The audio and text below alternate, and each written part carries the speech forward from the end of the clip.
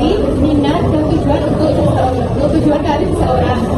Proses ini melibatkan aktivitas utama yaitu pencarian informasi tentang lowongan pekerjaan, penyiapan dokumen seperti CV, surat lamaran pekerjaan, dan ijazah. Dan yang ketiga, pengajuan lamaran melalui berbagai saluran seperti email, situs web, agen tenaga kerja. Yang selanjutnya ada proses seleksi yaitu tes tes wawancara dan penilaian. Dan yang kelima, pengumuman hasil seleksi. Selanjutnya yaitu tujuan melamar pekerjaan. Pertama yaitu mendapatkan pekerjaan yang sesuai dengan kualifikasi dan yang kedua tingkatkan pendapatan dan kesejahteraan. Yang ketiga, pengembangan karir dan meningkatkan kesempatan promosi yang dapat mencapai kepuasan kerja dan keselarasan dengan dunia kerja. Yang kelima, membangun jaringan profesional dan relasi bisnis. Selanjutnya ada fungsi melamar pekerjaan.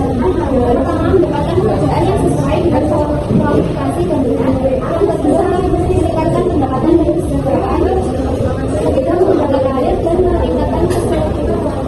Yang keempat, mencari kepuasan kerja dan keselarasan dengan kerja. Yang kelima, mengembangkan keterampilan berkomunikasi. Yang keenam, meningkatkan kepercayaan diri dan kesadaran. Yang ketujuh, mencapai kemandirian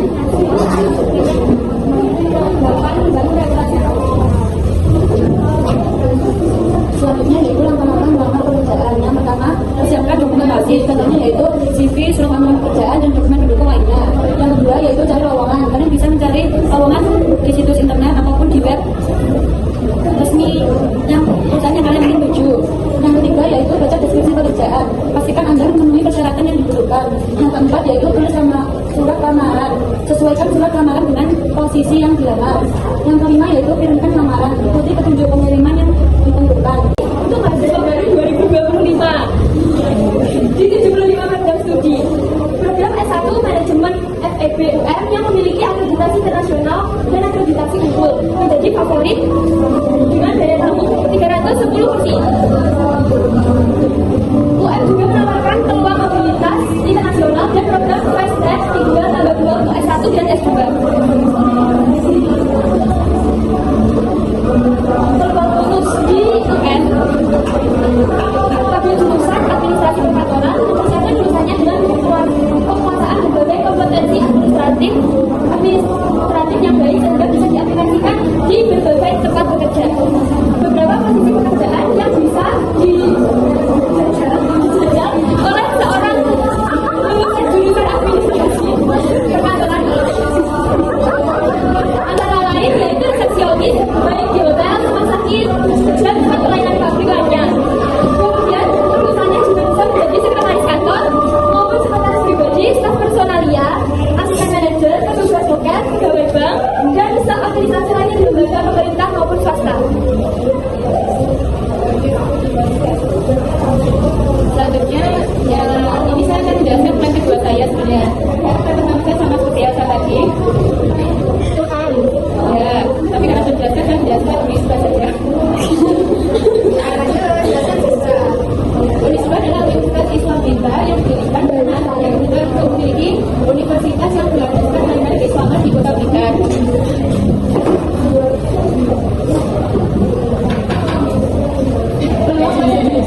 Saya memilih jurusan manajemen di Unisba. Peluang masuk jurusan manajemen di Unisba bergantung pada beberapa faktor seperti kuota penerimaan, jumlah pendaftar, dan prestasi akademik calon mahasiswa. Di Unisba dapat dilihat melalui jalur PMDK yaitu jalur nilai rapor dan jalur ujian. Beberapa hal yang perlu dipertimbangkan. Yang pertama, jumlah pendaftar. Jika banyak pendaftar, persaingan akan lebih besar. Bedanya jika pendaftar sedikit, peluang masuk lebih besar. Yang kedua, nilai akademik dan IPK. Untuk jalur seleksi mandiri atau ujian internal, jika dapat ujian yang baik akan meningkatkan peluang Anda diterima. Yang ketiga, kuota. Setiap tahun setiap jurusan di Unisba memiliki kuota penerimaan yang berbeda yang dapat memenuhi peluang Anda. Peluang lulus di Unisba.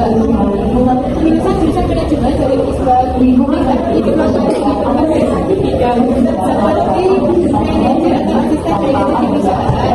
Yang kedua, konsultan bisnis membantu perusahaan meningkatkan kinerja. Yang ketiga, pengusaha jika tertarik untuk usaha sendiri. Yang keempat, UKM dan sumber daya manusia untuk memenuhi berbagai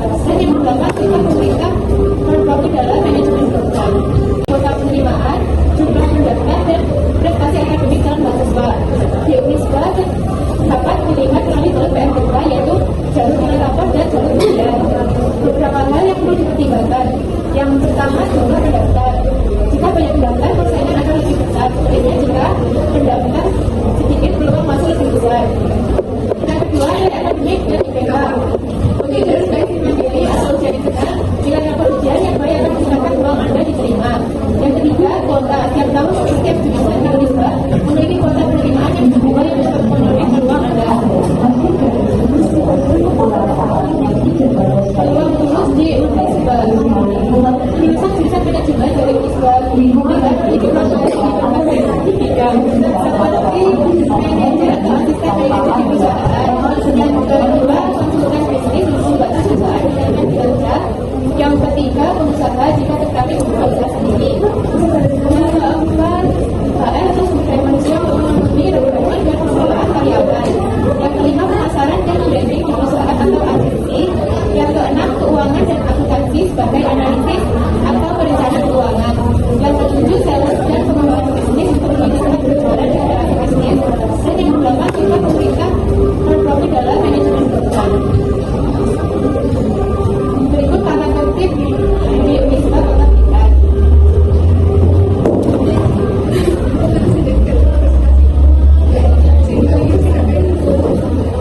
Tata tertib mahasiswa baru di Unisba antara lain. Yang pertama harus dikumpulkan sebelum acara dimulai. Tidak meninggalkan acara tanpa diri panitia.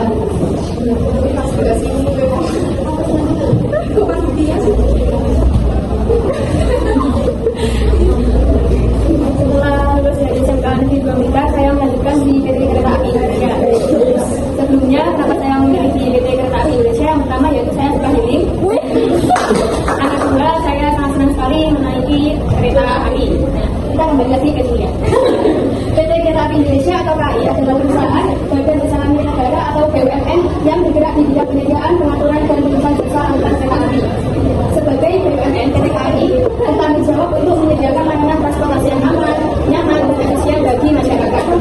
PT Kereta Api Indonesia atau PT KAI bergerak di bidang transportasi khususnya layanan angkutan kereta api. Perusahaan ini merupakan badan usaha milik negara BUMN yang bertugas menyelenggarakan layanan transportasi kereta api di Indonesia. Cabang yang ingin dimasuki, saya ingin masuk di PT Kereta Api cabang Bandung. Informasi yang dapat dimasuki sesuai jenjang saya adalah posisi sebagai ticketing officer. Sebelumnya, ticketing officer sendiri adalah pekerjaan yang bertanggung jawab untuk mengelola proses penjualan tiket, reservasi, konfirmasi perjalanan kepada pelanggan. Berikut adalah job deskripsi untuk posisi di bagian ticketing officer di PT Kereta Api Indonesia. Yang pertama yaitu mengatur penjualan tiket kereta api, yang kedua melayani penumpang dan menjawab pertanyaan, yang ketiga mengelola data penumpang dan tiket, yang terakhir yaitu memastikan keselamatan dan keamanan transaksi. Terakhir adalah SOP. Berikut adalah beberapa standar operasional prosedur atau SOP di PT Kereta Api Indonesia. Dan mengelola banyak kegiatan secara bersamaan. Sampai jadi penting kayak memiliki perhatian terhadap berita dalam memeriksa dan memproses data atau dokumen. Yang terakhir yaitu kemampuan manajerial. Untuk posisi yang lebih senior yaitu kemampuan untuk mengelola dan mengatur alur pekerjaan tim. Berikut adalah beberapa SOP Bina BRI. Yang pertama yaitu SOP terkait cara BRI menerima nasabah baru, termasuk prosedur verifikasi lainnya dengan prosedur verifikasi identitas, pembukaan rekening, dan pemrosesan dokumen. Yang kedua, layanan transaksi perbankan. SOP untuk transaksi perbankan seperti setor tunai, tarik tunai, transfer, dan lainnya dengan memastikan keamanan dan kelancaran transaksi. Yang ketiga yaitu manajemen risiko. Prosedur untuk mengidentifikasi dan menangani risiko yang terkait dengan operasi bank, termasuk risiko kredit, operasional, dan pasar. Yang keempat yaitu prosedur keamanan. SOP untuk memastikan keamanan baik dalam pengelolaan data nasabah maupun transaksi yang dilakukan, termasuk penggunaan sistem yang aman dan perlindungan dari ancaman keamanan cyber. Yang terakhir yaitu layanan pelanggan. SOP yang mengatur bagaimana staf harus melayani nasabah dengan baik, menyelesaikan keluhan dan memberikan informasi yang dibutuhkan.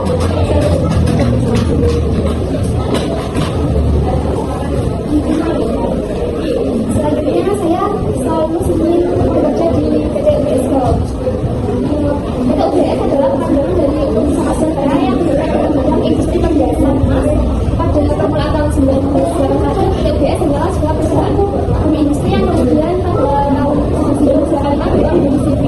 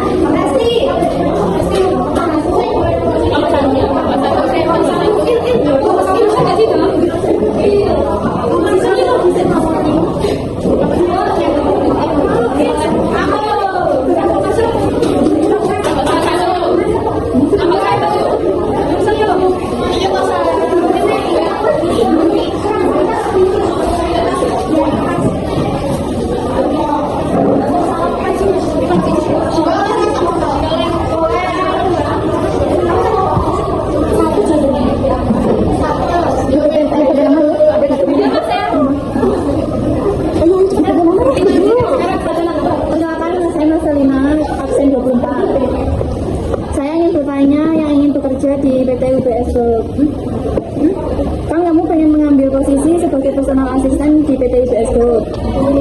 Itu kan perusahaannya termasuk perusahaan besar sekali ya.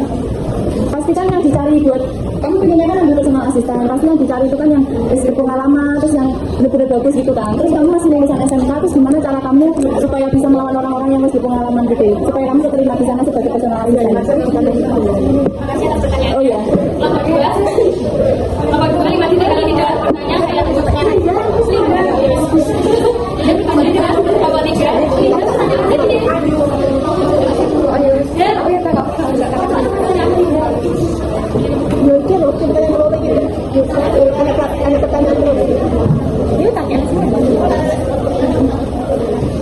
Ayo, ngobrol terus.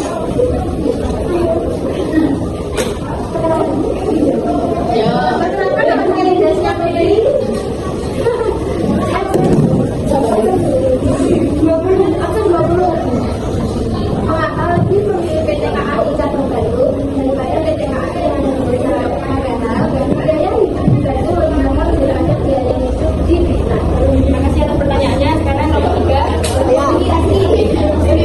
Perkenalkan, nama saya Jessica Dwi Restewati, kelompok 3, absen 17. Untuk Elsa, apa persiapan yang telah Anda lakukan untuk memastikan diri bahwa Anda siap mendaftar di Universitas Negeri Malang? Untuk memastikan diri bahwa Anda sudah siap mendaftar di UM, mengingat tingginya minat pada jurusan tersebut, dan bagaimana rencana Anda ke depan jika tidak diterima di universitas tersebut. Terima kasih. Terima kasih atas pertanyaannya. Silakan nomor 5. Nomor 5, apakah saya bertanya? Selesai saya sebelumnya saya mau konfirmasi ini KBI adalah Bina BI karena ini saya bolos. Bina BI itu nomor saya itu benar. Baik, kelompok kami akan menjawab pertanyaan dari kelompok 1 terlebih dahulu. Saya akan menjawab pertanyaan dari Mas kelompok 1. Memang benar PT UBS adalah perusahaan yang besar dan pasti menjalankan juga terbaik. Namun saya percaya bahwa pengalaman di masa sebelumnya seperti yang dilakukan. Meskipun saya lulusan SMK dan belum memiliki pengalaman formal, saya memiliki keterampilan yang dibutuhkan untuk posisi seperti kemudian manajemen yang baik serta dan hasil kesalahan efisien. Saya juga cepat belajar dan siap beradaptasi. Dengan dedikasi dan bersemangat saya bisa melakukan kontribusi positif bagi perusahaan. Saya ingin menjawab nomor 2 mengapa Anda memilih PT KAI cabang Bandung daripada PT KAI yang diminta, padahal biaya hidup di Bandung lebih mahal daripada biaya hidup di Bandung. Karena saya ingin memilih suasana baru yang ada di Bandung, juga saya ingin memiliki pendapatan keuangan yang lebih baik daripada di Bandung. Terima kasih. Nah, jadi apa agar Anda bisa diterima di PT KAI Bandung? Tentunya saya mempunyai B bisa memasukkan saya di PT KAI. Terima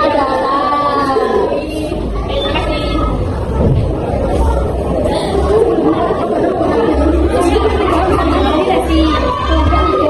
Persiapan yang Anda lakukan untuk memastikan diri bahwa Anda sudah siap mendaftar di UM dan nantinya benar di jurusan tersebut, dan bagaimana rencana Anda jika tidak diterima di univ lain.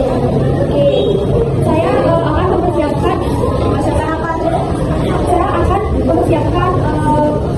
akademik agar bisa diterima di jurusan tersebut. Terus mempersiapkan administrasi dan dokumen-dokumen pendukung lainnya. Dan juga ini yang pertama, mempersiapkan mental diri. Terus rencana kalau tidak diterima ini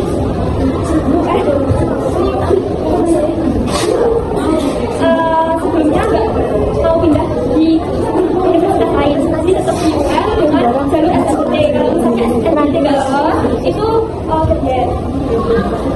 Ya, terima kasih.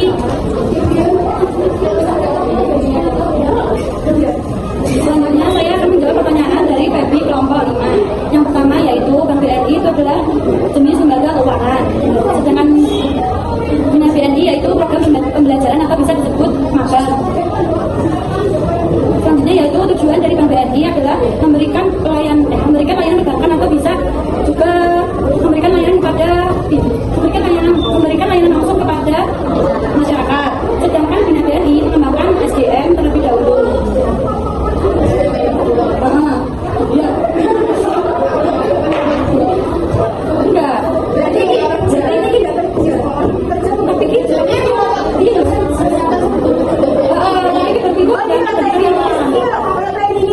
Ini baru jangan jadi karyawan. Kurang lebih 3 bulan. Kalau selama di sini berarti harus seperti BRI enggak? Jadi kayak coba dibiarkan dulu, ya saya kejar.